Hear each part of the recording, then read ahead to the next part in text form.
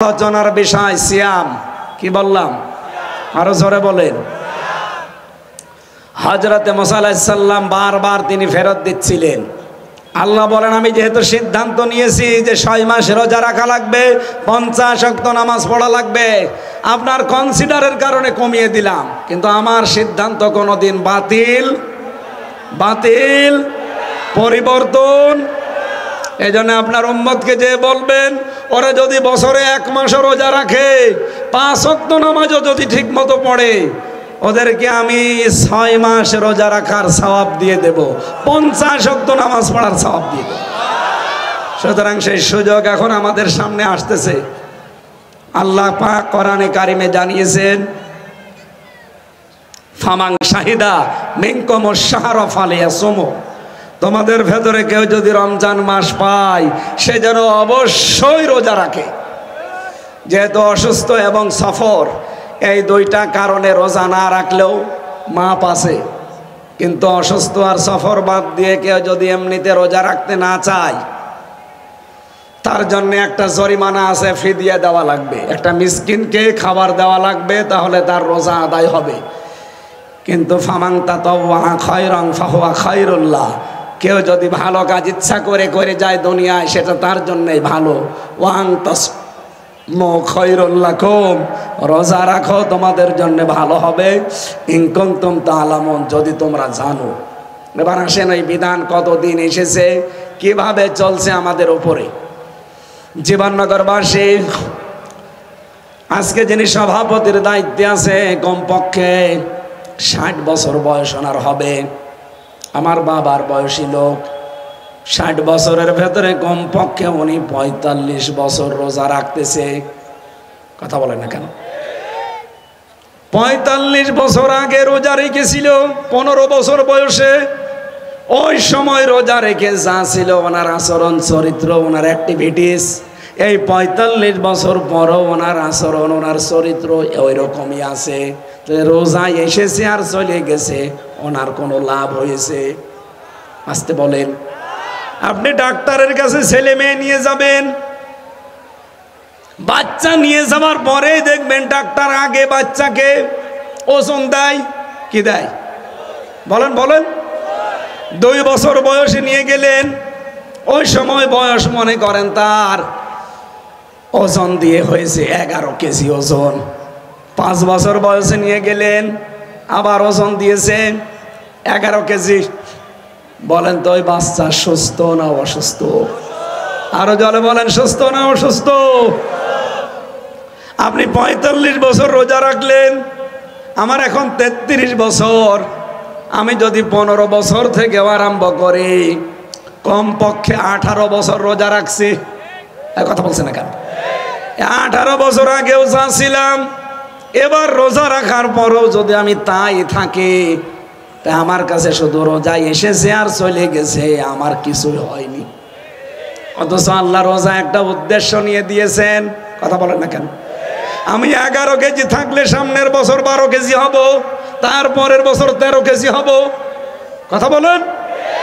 কোরআনে কারীম জানিয়েছে, ইয়া আইয়ুহাল্লাযীনা আমানু কুতিবা আলাইকুমুস সিয়াম, ওহে যারা ঈমানের দাবি করো, তাদেরকে বলছি, আমি কিন্তু রোজা নামক যে বিধানটা যা লিখে দিলাম, এমনিতেই ফারজন শব্দ দিতে পারতাম। এটা শুধু ফরজ না, এই বিধানটা লিখে দেওয়া। আমি যদি আজকের এই জমিনটাকে দেখিয়ে এই ফয়সাল সাহেবকে বলি যে শ্বশুর, এটা আপনাকে আমি দিয়ে দিলাম, যান, এর কোনো গুরুত্ব আছে? যদি বলে এটা দলিল করে সই স্বাক্ষর করে স্ট্যাম্প করে দিলাম, এ জমিনের দাম আছে না? বলেন বলেন। আল্লাহ কোরআনে কারিমে বিধান দিয়েছেন ফারজুন দিয়ে, কিন্তু এখানে কতিবা দিলেন কেন? ফারজুন বললেও তো হয়ে যেত, কতিবা দিয়েছেন এই কারণে আল্লাহ বলেন রোজা নামক বিধানটা এত দামি, এত দামি, এত দামি, এটা আমি লিখে সই স্বাক্ষর করে দলিল করে দিলাম। সুতরাং এটা তোমাদের উপরে আমি দেইনি, কামা কুতিবা আলাল্লাযীনা মিন ক্বাবলিকুম, তোমাদের পূর্বে দুনিয়ায় যারা এসেছে প্রতিটি উম্মতের উপরে আর কিছু না থাক রোজা ছিল। কথা বুঝতেছে? দুনিয়ায় অন্য কোনো বিধান না থাক, আদম নবী থেকে শুরু করে আজকের এই দিন পর্যন্ত, এখান থেকে কিয়ামত পর্যন্ত যারা দুনিয়াতে আসবে প্রতিটি উম্মতের উপরে রোজা নামক এই বিধান কিন্তু ফরজ লিখিত ছিল। জীবননগরবাসী, রমজানের রোজা শুধু আমাদের ওপরে আল্লাহ ফরজ করেছেন না, এটা আগে যত মানুষ দুনিয়ায় পাঠিয়েছিলেন সবার উপরে যেহেতু ফরজ ছিল, আল্লাহ পাক বলেন এই জন্যই দিয়েছিলাম লাআল্লাকুম তাত্তাকুন, আমি চাই তোমরা পরহেজগারী জীবন অবলম্বন করো। সামনে এই সুযোগটা আমাদের কাজে লাগাতে হবে। পৃথিবীর এমন কোনো ইবাদত নেই যে ইবাদতে মানুষ আল্লাহকে এতটা বেশি ভয় করে। নামাজ হয়তো মানুষ লোক দেখানোর জন্য পড়তে পারে, হজ লোক দেখানোর জন্য করতে পারে, রোজা নামক এই বিধানটা কোনো মানুষ লোক দেখানোর জন্য পালন করে না। কথা বলেন ঠিক কিনা? এটা যেহেতু আপনি আল্লাহকে না দেখে পালন করছেন, সামনে যত বিধান আল্লাহর আসবে ওই বিধানগুলোর ট্রেনিং এই 1 মাস থেকে নেওয়া লাগবে। আল্লাহ তোমাকে না দেখে যদি এই বিধান এত শক্তভাবে পালন করতে পারি, আগামীতে যত বিধান আমার জীবনে আছে সব বিধান যেন এভাবে দৃঢ় থেকে শক্তভাবে আদায় করতে পারি, এই তৌফিক এখনই কামনা করা। বলেন আমিন। নবীজি জানিয়েছেন লিকুল্লি শাইইন যাকাতুন ওয়া যাকাতুন জাসাদুস সাওম, পৃথিবীর প্রতিটি জিনিসের যাকাত আছে, শরীরের যাকাত হিসাবে আল্লাহ দিয়েছে রোজা।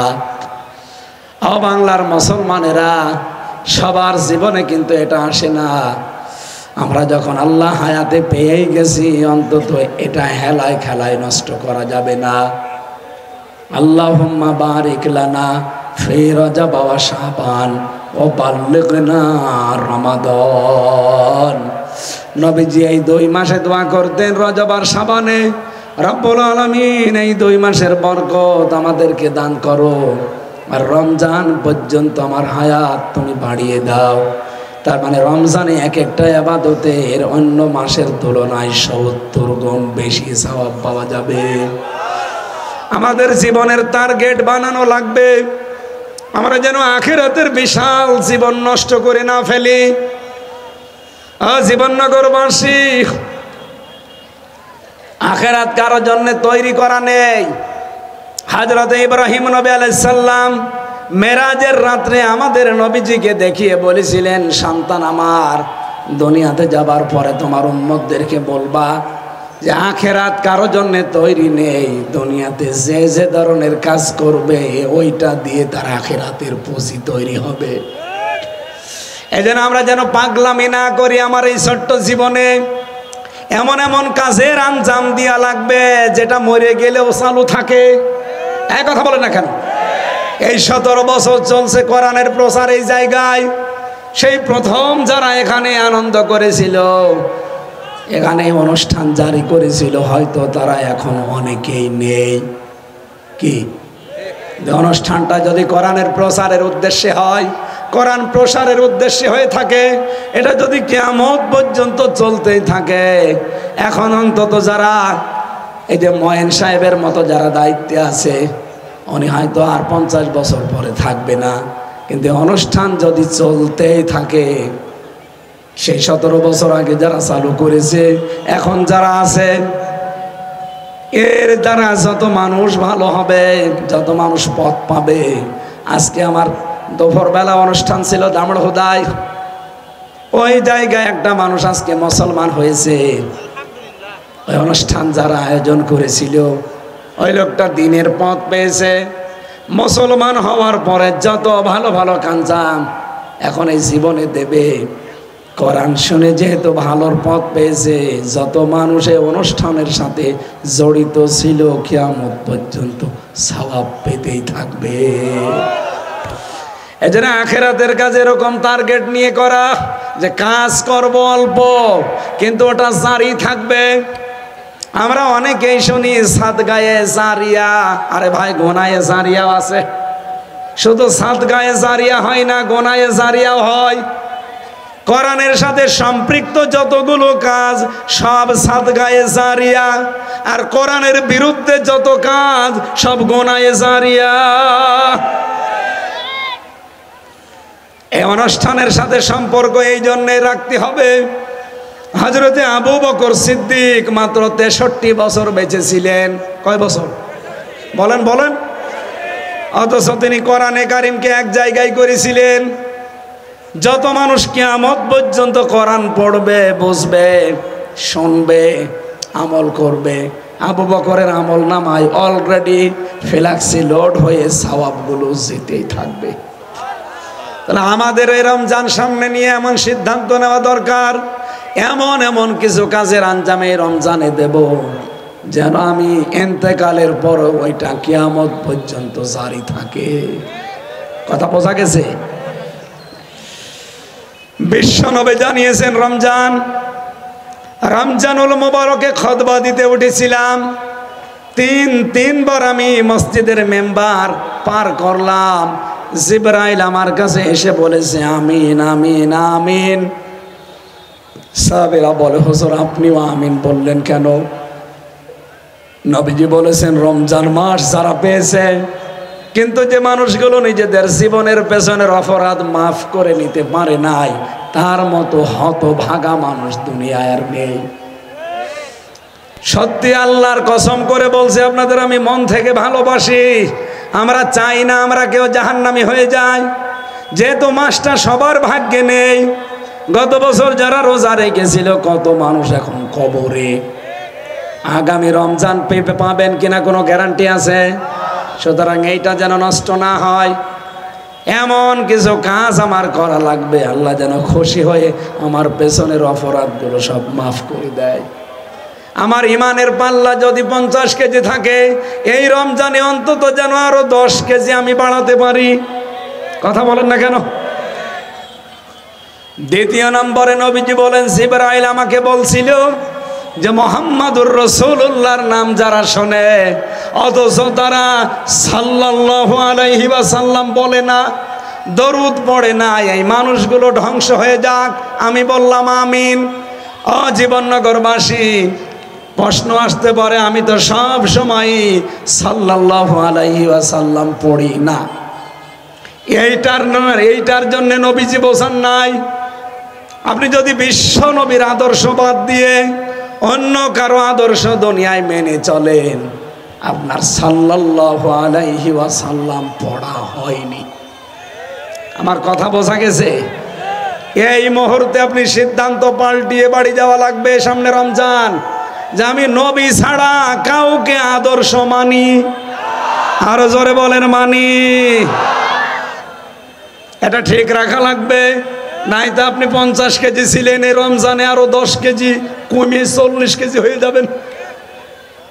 3 নম্বরে জিবরাইল বলেছিল মা বাবা যাদের আছে সেবা করে, তাদের কথা মতো জীবনযাপন করে, তাদেরকে খুশি রেখে তাদের পেছনে খরচা করে যারা খুশি রাখতে পারে না, ওই সন্তানগুলোর জন্য ধ্বংস।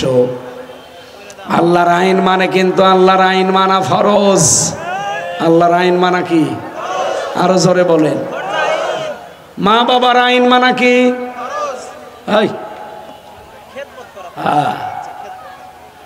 আল্লাহর আইন মানা ফরজ, মা বাবার আইন মানা ফরজ না, তাদের সেবা করা ফরজ। তাহলে নামাজ পড়া যেমন ফরজ, মা বাবার কথা শোনা জায়েজ কথা, তাদের পেছনে সাধ্য মতো খরচ করা কি? এটা কি? বলেন বলেন। আপনি যদি মায়ের জন্য বাবার জন্য এক জোড়া স্যান্ডেলও কিনে দেন, নবীজি বলেন মনে করবা আল্লাহর রাস্তায় সাদগা করলাম। হাজারো পরিবারে আমরা দেখতে পাই, অনেক সন্তান আমরা আছি, স্ত্রীর কথা মতো চলতে গিয়ে মা বাবার সাথে সম্পর্ক কাট হয়ে যায়। না জীবননগরে নেই? বলেন বলেন। মা বাবাকে 7টা ছেলে তার পালাপালি করে খাওয়ায়, এ 7 দিন ও 7 দিন। কেন? আপনার তো আরো কাড়াকাড়ি করার দরকার যে আমার যা আছে কোনো ভাইকে দায়িত্ব নেওয়া লাগবে না, আমি নেব। বিশ্বনবী জানিয়েছেন, কোন স্ত্রী যদি এটা মনে করে যে আমার স্বামী আরো বেশি দিন বেঁচে থাক, আমার স্বামীর সম্মান, সন্তানাদি, সম্পদাদি আরো বেড়ে যাক, সে যেন সবচাইতে বেশি গুরুত্ব দেয় তার আত্মীয় স্বজনের ভেতরে রক্তের সম্পর্ক যাদের সাথে আছে তাদের। জীবননগরবাসী, আমাদের সাথে রক্তের সম্পর্ক কার বেশি? মা বাবার। বলেন বলেন। এই জন্য স্ত্রীদেরকে বলবো, আপনারা আরো গুরুত্ব দেবেন, মা বাবার সেবা করতে যেন আমরা বাধ্য হই। আর আপনার কারণে আরো মা বাবাকে আমরা ভুলে যাই, কষ্ট দেই, সম্পর্ক নষ্ট করি। এই কথা বলেন না কেন? আপনি তো চান না আমি বেশি দিন বেঁচে থাকি, আমার সম্মান, আমার সম্পদ আরো দুনিয়ায় বেড়ে যাক, আপনি চান না। চাইলে নবীর এই কথা আপনি মেনে নিতেন। এই জন্য নবীজি বলেন, যারা স্বামীর মন পেতে চায় 100 ভাগ, ওই স্ত্রী লোক যেন নিজের মা বাবাকে যেই নজরে দেখে, স্বামীর মা বাবাকে ওই নজরে দেখে। আমাদের বউগুলো আল্লাহ যেন এরকম বানিয়ে দেন, বলেন আমিন। এলাকায় আমার জানা মতো এরকম বউ নেই। এরকম বউ যারা, বউ না, এটা ছোট মন এদের, এটা ন্যারো মাইন্ডের, এটা ইতর বউ। আল্লাহ এই মানুষগুলোকে ব্রড মাইন্ডের হওয়ার তৌফিক দাও, বলেন আমিন। মা বাবার সেবা করা নামাজ রোজার মতোই ফরজ। এটা সন্তান হিসাবে আমরা অনেকে জানি না। কিয়ামতের দিন আল্লাহ আরাফ নামক একটা প্রাচীরের ওপরে দাঁড় করিয়ে রাখবে, জান্নাতেও দেবে না, জাহান্নামও দেবে না। সাহাবী বললেন, হে নবী, জান্নাতে দেবে না মানে? হ্যাঁ দেবে না, কারণ ও মা বাবার সাথে খারাপ আচরণ করতো, নামাজ রোজা হজ যাকাত সব ঠিক ছিল। জাহান্নামে দেবে না? হ্যাঁ, আর যাই করুক, দিন কায়েমের জন্য চেষ্টা করেছে দুনিয়ায়, এই জন্য আল্লাহ জাহান্নামে দেবে না। হাদিসের শেষে কিন্তু আমরা এটা আর পাইনি যে তারা দেবে কোথায়। চুয়াডাঙ্গাবাসী, বলেন তো, আপনি জান্নাতেও যাচ্ছেন না মা বাবার সাথে সম্পর্ক খারাপ থাকার কারণে, জাহান্নামেও যাচ্ছেন না দিন কায়েমের আন্দোলন করার কারণে। এখন যদি আরাফ নামক স্থানে দাঁড়িয়ে থাকা লাগে, কি হবে আপনার? আমাদের কপাল যেন কারো এইরকম নষ্ট না হয়, বলেন আমিন। যেহেতু সামনে একটা রহমত, বরকত, মাগফিরাতের মাস ছায়া ফেলতে যাচ্ছে, সেই মাসকে সামনে নিয়ে কিছু করণীয়, কিছু বর্জনীয় আছে। সব কিছু আবেগে করলে হয় না। ইসলামের ভেতরে নতুন করে কিছু কিছু দিয়ে যদি বলেন এইটাও ইসলাম, আপনি কাফের। এই কথা বলেন না কেন? আরে ভাই, ইহুদিদের দেশে আমি গিয়েছি। আমি বাইরের দেশে যখন যাই, ইহুদি, খ্রিস্টান, বৌদ্ধ এদের সাথে মিশেছি। ইহুদিরাও রোজা রাখে, কিন্তু ওরা সেহরি না খেয়ে রোজা রাখে। ওরা রোজা রাখে, ইফতারি করে না। খ্রিস্টানরাও রোজা রাখে, হিন্দুরাও রোজা রাখে, উপোস বলে ওরা। ওরা কি সেহরি করে, ইফতারি করে? আমরা মুসলমান আল্লাহর পক্ষ থেকে যে রোজা পেয়েছি, একটা, দুইটা, তিনটা দিন না, একাধারে 6 মাস। কত দিন? না না, 6 মাস। হযরত মুসা আলাইহিস সালাম শক্ত নামাজ দিয়েছেন আর 6 মাস রোজা দিয়েছেন। হযরত মুসা বললেন, মুহাম্মদ সাল্লাল্লাহু আলাইহি ওয়াসাল্লাম, আপনি যদিও শ্রেষ্ঠ নবী, কিন্তু আপনি পরে এসেছেন আমার। আপনার আগে আমি এই পৃথিবীর জমিন শেষ করে এসেছি। আপনার চাইতে অভিজ্ঞতা আমার অনেক বেশি। এই হিসাবে আমি বলতে চাই, আপনার উম্মতরা তো দুর্বল। তারা মাত্র 70, 80, 90 বছর পরে দুনিয়ার বিদায় নেয়। আমি আমার জীবনে একটা, দুইটা না, 1000 বছরের উপরে হায়াত পেয়েছিলাম। আমার উম্মতের এত শক্তিশালী, কঠিন, ইস্পাত ছিল। মাত্র 1 ওয়াক্ত নামাজ আল্লাহ দিয়েছিল, তাই তারা আদায় করতো না। আপনি 50 ওয়াক্ত নামাজ পেয়ে আনন্দে আছেন, আপনার উম্মতেরা জীবনও এটা কন্ট্রোল করতে পারবে না। আল্লাহকে বলেন তিনি যেন এই নামাজ একটু কমিয়ে দেয়, রোজাও কমিয়ে দেয়। মুহাম্মদ রাসূলুল্লাহ সাল্লাল্লাহু আলাইহি ওয়াসাল্লাম একবার, দুইবার না, প্রতিবার আল্লাহর কাছে যায়, ফিরে আসে মুসা নবীর কাছে, আবার যায়। এভাবে কমাতে কমাতে আল্লাহ শেষে 5 ওয়াক্ত নামাজ মাত্র 1 মাস রোজা রেখে দিয়েছিলেন। আল্লাহ রাব্বুল আলামিন সর্বশেষ তাকে জানিয়ে দিলেন, হে আমার রাসূল, আমি কিন্তু টার্গেট নিয়ে লিখে দিয়েছিলাম যে 6 মাস রোজা রাখা লাগবে, 50 ওয়াক্ত নামাজ পড়া লাগবে। আমি শুধু আপনার কনসিডারের কারণে এটা কমিয়ে দিলাম। আর আমি যা একবার সিদ্ধান্ত নেই এটা কোনোদিন পরিবর্তন হয় না। وتمت كلمة ربك صدقا وعدلا لا مبدل لكلماته وهو السميع العليم। বলেন আল্লাহু আকবার। আল্লাহ পাক বলেন, আমার কালামে যত কথা দিয়েছি সব সত্য কথা, সব ইনসাফপূর্ণ কথা, ন্যায় বিচার দিয়ে পরিপূর্ণ। যদিও 54 বছর আমরা স্বাধীন হয়েছি, ন্যায় বিচারের কথা শুনতে শুনতে শুধু অবিচার পেয়েছি। এক কথা বলে না কেন? এই 54 বছরের ন্যায় বিচার আপনি দেখেছেন না? আমি নিজেই তো ভিকটিম। 3টা বছর আমি ন্যায় বিচারের কথা শুনতাম, কিন্তু অবিচারের পুরা স্টিম রোলার চলেছে আমার উপরে। কোন অপরাধে আপনি আমার 3টা বছর নষ্ট করে দিলেন? জবাব দিতে পারবেন আমার কাছে, আমার পরিবারের কাছে, মা বাবার কাছে? আমারটাই যদি না পারেন, এদেশে বহু মানুষকে বিনা কারণে জীবন নষ্ট করে দিয়েছে। বিশেষ করে আয়না ঘরের নাম দিয়ে মানবতার সাথে এটা যে এত বড় কৌতুক, জাতিসংঘ পর্যন্ত আশ্চর্য হয়ে গেছে। এদেশের গোয়েন্দা সংস্থা যারা আছে তারা বারবার নিষেধ করেছিল যে এই রিপোর্ট পেশ করার দরকার নেই, কিন্তু জাতিসংঘ এই রিপোর্ট অলরেডি পেশ করে দিয়েছে। সুতরাং এই 15.5 বছরে যারা ন্যায় বিচারের নাম নিয়ে অবিচার করেছে, তাদের বিচার এখন আন্তর্জাতিকভাবে করতে কোনো বাধা ওরা যাদের উপরে অবিচার চালিয়েছে, 1,10,000 মানুষ এই 15.5 বছরে আমি দেখলাম জেল খাটতেছে। আমার মনে হয় কমপক্ষে 90 থেকে 1 লক্ষ মানুষই নিরপরাধ, কিছুই জানে না। আমার নিজেরটাই যেমন আমি কিছুই জানি না। আমার নাম দিয়েছিল আনসারুল্লাহ বাংলা টিমের প্রধান, অথচ ছাতা কি আমি জানি না।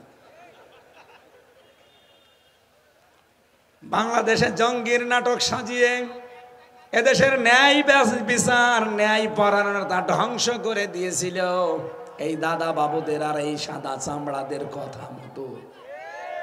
এদেশে যে জঙ্গি নেই তার প্রমাণ এই 6 মাস 12 দিন। এক কথা বলছে না কেন? এই 6 মাস 13 দিন হয়ে গেল। এই 6 মাস 13 দিনে আপনি আজ পর্যন্ত শুনেছেন কোন জঙ্গি ধরা পড়েছে? কেন পড়ে না? কারণ জঙ্গির নাটক যিনি লিখবে সেই মহারানী পালিয়েছে। যাদেরকে দিয়ে নাটক সাজাবে ওই ডিআইজি মনিরুল আর আসাদুজ্জামান, এই শয়তানরাও পালিয়েছে। যে জঙ্গির সাজাবে কারে? এই ছেলে, এই বারবার ওঠেন কোন কারণে? বসেন, মানুষ ডিস্টার্ব করছে দেখছেন না? হ্যাঁ, এদিকে তাকান, ক্যামেরায় পরের দিন দেখে নেবেন।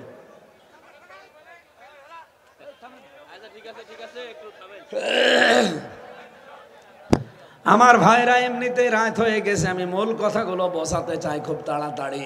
ডিস্টার্ব করবেন না। না দেখতে পেলেও শুনতে পাচ্ছেন, এটাই শোনেন। খেয়াল করে দেখেন, ভেতরে যাবার পরে আমি একজনকে জিজ্ঞাসা করলাম যে ভাই আপনার কোন মামলা? উনি আমারে বলছে আমি আল্লাহ দলের প্রধান। আল্লাহর দলের সভাপতি উনি। বললাম সেক্রেটারি কে? বলছে আমার ছেলে। ও সভাপতি ও ছেলে সেক্রেটারি, দুইজনে জেলে, বাইরে কোনো লোক ওদের নেই। অথচ আসাদুজ্জামান আর এই মনিরুল যদি এখন থাকতো, ভালো মানুষ এই জিহাদের মতো মানুষকে তুলে নিয়ে যেত বাড়ি থেকে। জিহাদ বলে তো আবার সমস্যা, সোজাও এরা তুলে নিয়ে বলতো 2 মাস 3 মাস 1 বছর আটক করে রাখতো ওই মাটির নিচে। আমারও তো 10 দিন রেখেছিল। এমন একটা ভয়ঙ্কর জায়গা, ওখানে 10 দিন 1 বছর 2 বছর রেখে দিয়ে হঠাৎ বের করে বলতো এই দেখেন বিশাল জঙ্গি। এটা পুরাটা নাটক ছিল। ওই দাদারা যা বলতো ওরা তাই করতো। রিমান্ডে যাই কয়টা অফিসার পেয়েছিলাম, ওই শয়তানগুলো গোপনে যখন বসে আলাপ করত, ওরা মনে করতো যে আমি মনে হয় শুনতে পারছি না, অথচ সবই তো দেওয়ালের পাশ থেকে শোনা যেত। ওরা নিজেরা বলতো যে আর কতদিন এইভাবে মিথ্যা দিয়ে, আর কতদিন। আল্লাহ এমনি ওদের ধরে নাই, পাপের বোঝা ওদের ছাড়িয়ে গেছে। এটা সূরা আলে ইমরানে আছে 168 নম্বর আয়াতের শেষের দিকে, ইন্নামা নুমলি লাহুম লিয়াজদাদু ইসমা ওয়া লাহুম আযাবুম মুহিন। রব্বুল আলামিন বলেন ওদের পাপের বোঝা যখন পরিপূর্ণ হয়ে গেছে, আমি আল্লাহ তখন ওদেরকে অপমানজনক শাস্তি দিয়েছি। আপনি বলেন তো পৃথিবীর ইতিহাসে এত অপমান কোনদিন শুনেছেন কেউ হয়েছে? না। 300 এমপি একবারে পালিয়ে যায়। আপনাদের এখানকার সেটা মনে হয় পালিয়েছে। কে? তার বাড়ি ঘর পর্যন্ত মানুষ মাটির সাথে মিশিয়ে দিয়েছে। কেন? ক্ষমতায় যাওয়ার পরে এমন কাজ কেন করা লাগবে যে ক্ষমতা হারালে আর বাড়ি ঘরও থাকে না? এই কথা বলছে না কেন? ক্ষমতায় ছিল না বিএনপি জামাত 15 বছর, বিনা কারণে বুলডোজার দিয়ে তাদের বাড়ি ভেঙেছেন চাঁপাইনবাবগঞ্জে, সাতক্ষীরায়। এই কথা বলেন না কেন? সময়ের বিবর্তনে আল্লাহ আযাবুল বুলডোজার পাঠিয়েছে। এই যে ফেব্রুয়ারির 5 তারিখে আযাবুল বুলডোজার দিয়ে কুষ্টিয়ার হানিফের বাড়ি মিশিয়ে দিয়েছে, আর ধানমন্ডির 32-33 বানিয়ে দিয়েছে। কথা বলেন না কেন? 32 নামে এখন আর কিছু নেই, এখন সবাই বলছে ওইটা টয়লেট বানানো হোক। এমনি না, এর ভেতরে একটা কারণ আছে। কাবা শরীফে একবার তাওয়াফ করছিলাম 16 সালের দিকে, 7 বার গোল চত্বর দেওয়ার পরে আমার হঠাৎ করে ওপরে দেখতে গেলাম, দেখি একটু এই দেশটা, ওপরে যে দেখি আমার পেটে মারাত্মক ব্যথা। এক পুলিশকে ডাক দিয়ে বললাম, ইয়া সাদেক আয় তাল, এদিকে আসেন তো ভাই বা দোস্ত। এতক্ষণ আমার ভালো লাগছিল, হঠাৎ পেটে ব্যথা করছে, এখানে কোনো ফার্মেসি আছে? আমি আরবিতে কথাগুলো ওনারে শোনানোর পরে ওর ভাষা দিয়ে আমার জবাব দিচ্ছে, ইয়া হাজিউল হুজ্জাত আইনা বিলাদুকা। ও হাজি, দেশ কোথায়? যে তুমি বাংলাদেশ, বাংলাদেশ থেকে এসেছি। আমারে ওর ভাষা দিয়ে বলে, হাজি আপনি জানেন না এটা কোন জায়গা? ফার্মেসি খোঁজেন কেন? পেটে ব্যথা করছে, ঔষধ লাগবে, ফার্মেসি লাগবে না, আপনি জানেন না এটা কোন জায়গা? আবু জাহেলের বাড়ি। আপনি এখনো পায়খানা না করে দাঁড়িয়ে আছেন? পায়খানা করেন, দেখেন পেটের ব্যথা আসবে। সত্যি কাজ করে দেখি পেটের ব্যথা ভালো হয়ে গেছে। আমার মনে হচ্ছে আল্লাহ আমার হাতে ধরে জানাচ্ছে, হামজা এত টাকা খরচ করে আসলে আর শয়তানের বাড়ি পায়খানা না করে চলে যাবা, তাড়াতাড়ি করে। 1500 বছর পর দৃশ্য মনে হচ্ছে ঠিক তাই হচ্ছে বাংলাদেশে। জালেমদের বাড়ি ঘর এখন সব টয়লেট হয়ে যাচ্ছে। এই জন্য আওয়াজ যখন উঠছে, যেখানে যেখানে জালেমরা জুলুম করতো ওই জায়গাগুলো অভিশপ্ত। কথা বলেন না কেন? যেখানে জালেমরা বসবাস করতো আল্লাহ বলেন ওগুলো অভিশপ্ত। এটা সূরা নমলের 52 নম্বর আয়াতে পাবেন। খাফিয়াতাম বিমা যালামু, আল্লাহ বলেন আমি জনশূন্য করে দিয়েছি ওদের বাড়ি ঘর। কেন জানো? কারণ এখানে বসে বসে এরা দুর্বিসন্ধি করতো। সকালবেলা কার নামে মামলা দেব, কাকে ধরিয়ে দেব, কার নামে মিথ্যা সাক্ষী দেব। এরকম মিথ্যা সাক্ষী মাথায় নিয়ে বহু মানুষ জেলে আছে না নেই? চুয়াডাঙ্গায় খোঁজ নেন, বাংলাদেশে যতগুলো জেলখানা আছে মিথ্যা মামলার আসামি আছে না নেই? কিচ্ছু জানি না, ঘরে ঘুমিয়ে আছে, চোখ খুলে দেখছে থানার হাজতে, কি গো তুই গাছ কেটেছিস, কখন? স্বপ্নে। এরকম বানানো মামলা ছিল না? জামাত ইসলামের সাবেক সেক্রেটারি জেনারেল, সাবেক না এখনো আছে, সহকারী সেক্রেটারি জেনারেল জনাব এটিএম আজহারুল ইসলাম, ওনার নামেও যে মামলা, বানোয়াট, মিথ্যা এবং অপবাদ। আপনি ম্যাডাম খালেদা জিয়াকে 13 সালে বলতে শুনেছেন, ভিডিও এখনো ইন্টারনেটে ঘুরছে। উনি জানিয়েছেন জামাতের যাদেরকেই ধরেছেন সব হাসিনা কারসাজি আর মিথ্যা। 6 মাইল, 3 মাইল, 1.5 মাইল, 3টা সাক্ষী এত দূর থেকে তারা দেখেছে। আরে ভাই, 6 মাইল দূর থেকে কিছু দেখা যায়? এই সাক্ষীর কথা বিশ্বাস করে আপনি তাকে ফাঁসির আসামি বানিয়ে দিলেন। আর হাসিনার নামে 275টা মামলা, সব মার্ডার মামলা, আর সাক্ষী দেখা সাক্ষী 2732 জন মানুষ মারা গেছে। এই কথা বলেন না কেন? 34,000-এর উপরে এখনো পর্যন্ত হাসপাতালের বেডে কাতরাচ্ছে। এই সবগুলোর হুকুমের মামলার আসামি এই হাসিনা। এজন্য গত পরশুদিন রিপোর্ট বেরিয়েছে, তামাম দুনিয়ায় সবচাইতে নিকৃষ্ট মানুষ 100 জন, তার ভেতরে হাসিনা 1 নাম্বার, বাশার আল আসাদ 2 নাম্বার, নেতানিয়াহু 3 নাম্বার। এভাবে 100 জনের নাম আছে। আমাদের ভাগ্য খারাপ, এই দেশে ওর জন্ম। আর তামাম দুনিয়ায় যত নিকৃষ্ট মানুষ আছে তার ভেতরে 1 নাম্বার এই মহিলা। এমনি কত মানুষের বরদোয়া, চোখের পানি ওর ওই চেয়ারের সাথে লেগে আছে। এই কথা বলে না কেন? এই জন্য ন্যায় বিচারের তুলনায় অবিচার বেশি হয়েছে। সামনে যেন এদেশে আর কোনো অবিচার না হয়। বৈষম্য বিরোধী ছাত্র আন্দোলনে যারা 9টা দফা দিয়েছিল বৈষম্য দূর করার জন্যে, এখনো যদি এই দেশে বৈষম্যের শিকার হয়ে মানুষ থাকে, তা কিসের যুদ্ধ করলাম আমরা? এই কথা বলেন না কেন? কোনো বৈষম্য দেশে থাকবে না। কথা বলেন। যে যেখানে শিকার হয়ে আছে তাকে ওই জায়গা থেকে মুক্ত করেন। 1628টা চেয়ার ছিল এই দেশে, জালেম এবং জালেমদের দোসর ছিল এই চেয়ারে বসা। আমরা চাই এদের যেহেতু স্বৈরাচার মুক্ত হয়েছে, ফ্যাসিস্ট মুক্ত হয়েছে, এই 1628টা চেয়ারে কেউ যেন না থাকে, সব নামানো লাগবে। এটা চান আপনারা? চান না? 15.5 বছরে যারা বৈষম্যের শিকার ছিল তাদেরকে এই চেয়ারগুলোতে বসান। এই কথা বলেন না কেন? এদের এই জুলুমের কারণে বহু মানুষ এই চেয়ার থেকে এই চেয়ারে উঠতে পারে নাই। তাদেরকে এখন এই চেয়ারগুলোতে বসাতে চায়। যেহেতু সংস্কার আরম্ভ হয়ে গেছে এবং চলছে, আমরা চাই এই বাংলাদেশে ডক্টর কামালের লেখা সংবিধান 54 বছর চলেছে, কিছুই হয়নি। চোর ছিল, ডাকাত হয়েছে, ডাকাত ছিল, খুনি হয়েছে, এমনকি গাঁজাখোর গাঁজার গাছ লাগিস। আমার নিচতলায় ছিল যে লোকটা জেলের ভেতরে, ওরে গাঁজা খাওয়ার কারণে জেলে দিয়েছে। ও দেখে ভেতরে গাঁজার গাছ লাগিস।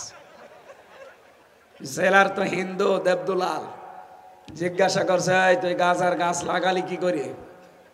বলছে, স্যার আমি গিয়েছিলাম হাজিরা দিতে মামলার কোর্টে, আমার তো বন্ধু বান্ধব আছে, তারা আসার সময় গাঁজার পোটলা দিয়েছিল, ওই বীজ, ওইটা আমি এই মুখের ভেতরে নিয়েছিলাম, মেশিনে চেক করেছে, ধরা পড়িনি, কায়দা করে চলে এসেছি। 2 মাস আগে যে টবের ওপরে লাগিয়েছি, 2 মাস, আপনি দেখেন স্যার কত বড় হয়েছে। এই দেশে মানুষের তৈরি করা সংবিধান দিয়ে গাঁজাখোর গাঁজার গাছ লাগায়, চোর গেলে ডাকাত হয়ে বের হয়, ডাকাত গেলে খুনি হয়ে বের হয়। কথা বলেন। এই দেশ যদি সত্যিই মুক্ত করা লাগে, কোরআনের সংবিধান লাগবে। এজন্য সামনে যে মাস রমজান মাসে আল্লাহ যে কোরআন নাজিল করেছেন তার 55টা নাম আছে। একটা নাম হচ্ছে ফুরকান। ফুরকান মানে সংবিধান। ফুরকান মানে কি? এর 77টা আয়াত আছে, 73টা ধারা আছে। বাংলাদেশের সংবিধান এখন সংস্কার চলছে। আমরা আহ্বান জানাই ডক্টর মোহাম্মদ ইউনুস, দুইটা নবীর নাম একসাথে নিয়েছে, মোহাম্মদ আর কি বলেন বলেন। সুতরাং দুই নবীর নাম নিয়ে বসে আছেন আপনি। 18 কোটি মুসলমান আমরা এই দেশে আহ্বান জানাচ্ছি, এই 73টা ধারা রমজানের আগে সংযোজন করেন সংবিধানে। এটার পক্ষে আপনারা নেই? কারা আছেন দেখি? লিল্লাহি তাকবীর। দেখেন তো হাত তোলেনি কে?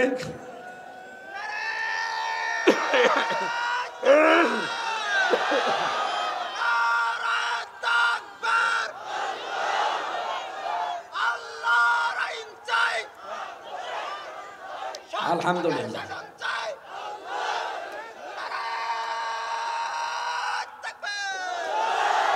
চুয়াডাঙ্গাবাসী যে কথাটার পয়েন্ট তুলেছিলাম, আল্লাহর কোরআনে যা আছে, 1 নম্বরে সত্য কথা, 2 নম্বরে ইনসাফপূর্ণ কথা, ন্যায় বিচার দিয়ে পরিপূর্ণ, 3 নম্বরে লা মুবাদদিলা লিকালিমাতি, আল্লাহ বলেন আমার কালামে যত কথা আছে কোনো পরিবর্তন নেই, কিয়ামত পর্যন্ত যা দিয়েছি এটাই থাকবে। কথা বলেন না কেন? এই জন্যে কোরআনে কারিমে যেহেতু আমরা শুনতে আসলাম, এমন কিতাবের কথা শুনছি যার কথার ভেতরে কোনো সন্দেহ এবং সন্দেহের অবকাশ পর্যন্ত, আমি তো মুখ দিয়ে শুধু অ্যাডভার্টাইজ করছি, আসলে কথাটা কার? সুতরাং আপনি মনে করবেন আল্লাহ যেন কথা বলছে, শুধু হামজা অ্যাডভার্টাইজ করছে, নাকি আমি বানিয়ে বলছি? বলেন বলেন। 6666টা আয়াত আছে কোরআনে, এটা প্রসিদ্ধ। 6236টা আয়াত, এটা বিশুদ্ধ, দুইটাই ঠিক আছে। আমরা মাত্র একটা আয়াত পড়েছি, সূরা বাকারা 183 নম্বর আয়াত, লাআল্লাকুম তাত্তাকুন। আল্লাহ বলেন তাকওয়া অর্জন করার জন্য মাসটা দিলাম। তাকওয়া কি? আল্লাহর ভয়ে তার নিষিদ্ধ কাজগুলো ছেড়ে দেওয়া, এর নাম তাকওয়া।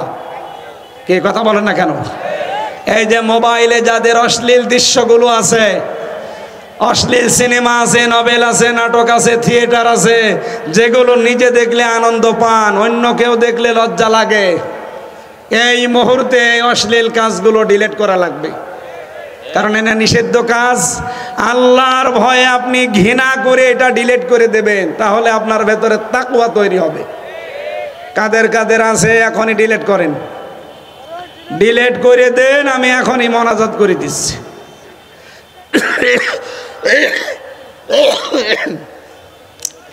আজকে অনুষ্ঠানও চলছে 3টা, আমার কণ্ঠ এবং শরীরও সাপোর্ট দিচ্ছে না।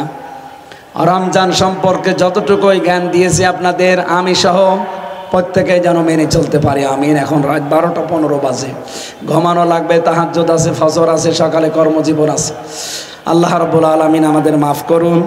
জেলখানায় বসে বসে কয়েকটা বই লিখেছিলাম, তার ভেতরে এটা একটা, সৃষ্টি জগৎ নিয়ে লেখা, কোথায় পাওয়া যাচ্ছে? এখানে হয়তো গাড়িতে আছে, কয়েকটা আছে, লাগলে নিয়েছেন। আল্লাহুম্মা আমিন।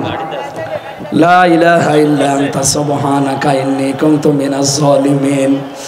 রব্বুল আলামিন এ বিশাল আয়োজনে যারা শ্রম দিয়েছে, বিশেষ করে মাহফিলের সভাপতি মঈনুদ্দিন মঈন ভাইকে তুমি মঞ্জুর করে নাও আল্লাহ। বিশেষ অতিথি, বিশেষ করে আমাদের প্রধান অতিথি, এলাকার কৃতি সন্তান জনাব মাহমুদ হাসান খান বাবু, তোমার এই গোলামকে তুমি কবুল করে নাও। হাজার হাজার মানুষের কর্মসংস্থান তৈরি করে দিয়েছে তার ব্যবসা প্রতিষ্ঠানের মাধ্যমে। আল্লাহ সেখানে মেহেরবানি করে বরকত দান করো। এ মাহফিল যাদের মাধ্যমে এসেছে, যত কষ্ট করে এরা সাজিয়েছে, দূর দূরান্ত থেকে যারা এসেছে, আল্লাহ তাআলা কাউকে খালি হাতে ফেরত দিও না, প্রত্যেকের জীবনের আশাগুলো পূরণ করে দাও রব্বুল আলামিন। পাশে ইন্ডিয়া, এদের বহু চক্রান্ত বর্ডার এলাকায় হয়, আমরা জানি। সব চক্রান্ত থেকে তুমি এই বর্ডারকে হেফাজতে রাখো আল্লাহ। এলাকায় মাটির নিচে যত মানুষ ঘুমিয়ে আছে, কোরআনের ইজ্জতে মাফ করে দাও। এ মাদ্রাসার যত প্রয়োজন আছে আল্লাহ তুমি পূরণ করে দাও। জালেমরা 3টা বছর আমার জীবনের ওপরে যে টর্চার চালিয়েছে, এমন কোনো জায়গা নেই যেখানে ওরা টর্চার করে নাই। শরীরটা, স্বাস্থ্যটা, কণ্ঠটা সব ভেঙে গেছে। আইলে আমরা দোয়া করছি, আমাকে তুমি আগের অবস্থায় ফিরিয়ে দাও। কোরআনের কথাগুলো আরো সহজ সরল ভাষায় বলতে পারি সেই তৌফিক দাও। সম্মানিত মা বোন যারা এসেছে, আমার আত্মীয় স্বজন, আইলে এদেরকে ফাতেমার মতো, আয়েশার মতো, খাদিজার মতো বানিয়ে দাও। স্বামী পরিবারে শান্তি দান করো। এই জীবননগর এলাকায় যারা ব্যবসা বাণিজ্য করে, এদের ব্যবসা প্রতিষ্ঠানে বরকত দাও। রব্বুল আলামিন, আবার দোয়া করছি তোমার বান্দা ময়নের জন্যে। তার ছেলেটা কোরআনের হাফেজ হয়েছে, তাকে তুমি হাফেজে কোরআন মঞ্জুর করো। আমার সাথে আমার শ্রদ্ধাভাজন ব্যক্তিত্ব ফয়সাল আহমেদ মানিক, হাফেজ আবু বকর সিদ্দিক, মিজানুর রহমান, সোজাউল সহ যত আলেম ওলামা এই ময়দানে বসে আছে, হাফেজ নাসির উদ্দিন সহ প্রত্যেকটি আলেমকে কবুল করে না।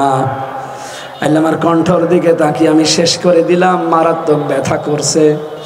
আগামীতে অনুষ্ঠানটা কোরআনের জন্য বিশাল আকারে কবুল করো আল্লাহ। বারাকাল্লাহু লানা ওয়া লাকুম ফিল কোরআনিল আযীম। মরণ আসলেই যেন পড়তে পারি লা ইলাহা ইল্লাল্লাহু মুহাম্মাদুর রাসূলুল্লাহ। এই মানুষগুলো কিন্তু এখন জীবিত, এরা কিয়ামত পর্যন্ত আল্লাহ তাদেরকে নিজে রিজিক দেবেন। বলেন সুবহানাল্লাহ। এই জন্য শহীদ জিয়া এই নামটা শুনলে যেহেতু এই শব্দটা এসে যায়, আমি এই কারণে তাকে ভালোবাসি। আল্লাহ তার স্ত্রী অসুস্থ হয়ে আছে, তাকে যেন শেফায়ে কামেলা আজলা দান করে। তার একটা সন্তান মারা গেছে, আপনারা জানেন, আরাফাত। আরাফাতের ময়দানে দোয়া কবুল হয়। অনেকে বলে ওনারা নাম রেখেছে এমন সুন্দর সুন্দর, বঙ্গবন্ধুর পরিবারও তো মুসলমান, তারা তো এরকম সুন্দর নাম রাখে নাই, নাম রাখবে কি করে? আমার ফাঁসি চাই এই বইটা আপনি পড়েন, ওনাদের জন্মের ইতিহাস দেওয়া আছে। এমনি জয় রাখে নাই, এমনি পুতুল রাখে নাই। মুসলিম জাতিসত্তার উপরে তো তাদের বিশ্বাস নেই, তাদের বিশ্বাস সব দাদাদের উপরে। এই জন্য এই 15.5 বছরে তারা ছড়িয়েছে যে আমাদের সম্পর্ক স্বামী স্ত্রীর মতো। আরে ভাই, দাদা তো মুসলমানই না, তার সাথে কোনোদিন আমাদের মেয়ে বিয়ে হয়? তারে মুসলমানি দেওয়া লাগবে, তারপরে বিয়ের কথা বলতে পারে না। কথা বলেন না কেন? সুতরাং স্বামী স্ত্রীর সম্পর্ক, এ কথা যারা বলেছেন হয়তো না বুঝে অথবা কোনো উদ্দেশ্য নিয়ে। স্বামী স্ত্রীর সম্পর্ক এটা মানা যায় না যতক্ষণ উনি মুসলমানই না হবে। আমি এটা বানালাম সূরা বাকারা 2 নম্বর পারা 14 নম্বর পৃষ্ঠা 4 নম্বর লাইনের 221 নম্বর আয়াতের মাঝের অংশে আছে, ওয়ালা তানকিহুল মুশরিকিনা হাত্তা ইউমিনু।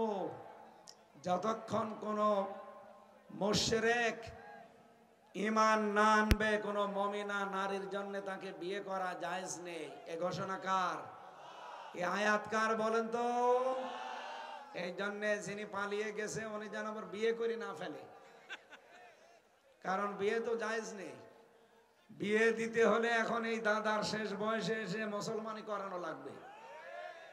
আপনি হাসান পাবেন কোথায়? এই কথা বলছেন না কেন?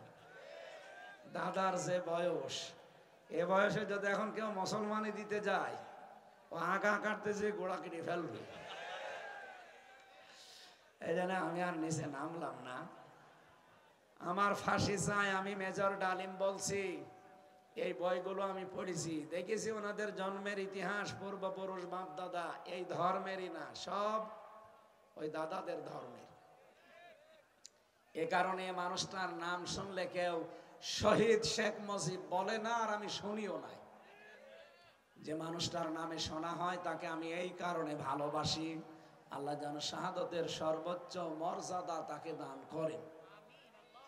যেহেতু মানুষকে তিনি মাথার উপরে ছায়া দিয়েছে, আরাফাতের ময়দানে এই জিয়া ট্রি বলা হয় ওই দেশে, সাজারাত জিয়া। জিয়া গাছ মানে নিম গাছ। কিয়ামতের ময়দানে কোনো ছায়া থাকবে না, খালি আল্লাহর আরশের ছায়া ছাড়া। কি কথা বলেন না কেন?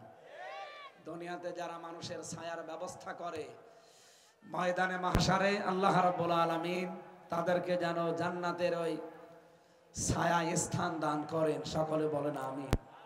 আজকে থেকে কাউকে ভালোবাসলে লোক দেখানোর জন্য না, কার জন্যে? আরো জোরে বলেন, কার জন্যে? কাউকে ঘৃণা করলে আল্লাহর জন্যে, কাউকে কিছু দিলে আল্লাহর জন্যে, কাউকে কিছু দেওয়া থেকে যদি বিরতও থাকেন আল্লাহর জন্যে। নবীজি বলেন ফাকাদ ইস্তাকমালাল ঈমান। এই চারটা শর্ত যদি কেউ দুনিয়ায় মেনে চলতে পারে সে যেন ঈমানকে পরিপূর্ণ করে নিল। আর পরিপূর্ণ ঈমানদারের জন্য আল্লাহর বানানো জান্নাত আল্লাহ সাজিয়ে রেখেছেন। আল্লাহ হাদিসটার উপরে আমল করার তৌফিক আমাদের দান করো, বলেন আমিন। যেহেতু কোরআন শুনতে এসেছি আমরা, কোরআনে কারিমের সূরা বাকারার 183 একটা আয়াত পড়েছি।